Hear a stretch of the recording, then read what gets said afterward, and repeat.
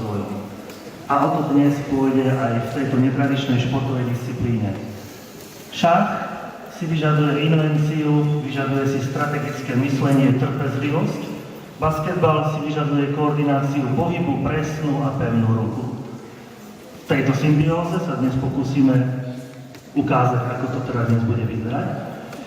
Družstvo, ktoré bude protivníkom našim vybraným žiakom, je veľmi silné. Pán primátor Pavel Haďari je dobrý basketbalista, mal som možnosť uvidieť na streetballovom turnaji, čo môžem potvrdiť.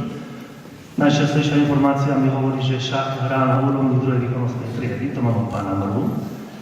Martin je medzinárodný šachový majster s aktuálnym ratingom 2427, čo ho radí na 12. miesto na Slovensku. Takže bude to tak.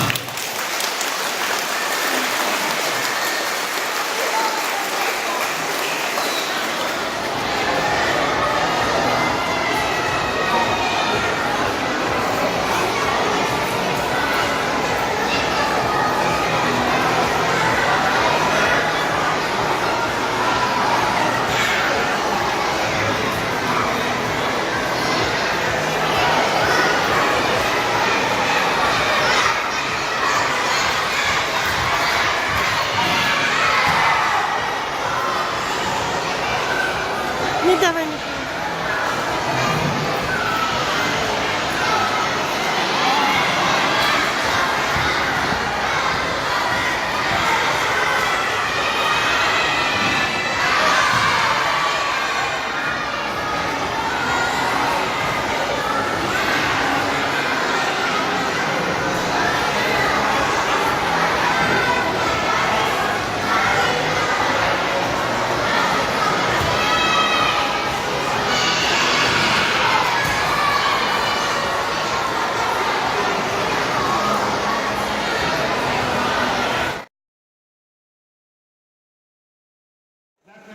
Ďakujem vám všetkým za skvelú atmosféru a prajem veľa úspechov v tejto úžasnej hre.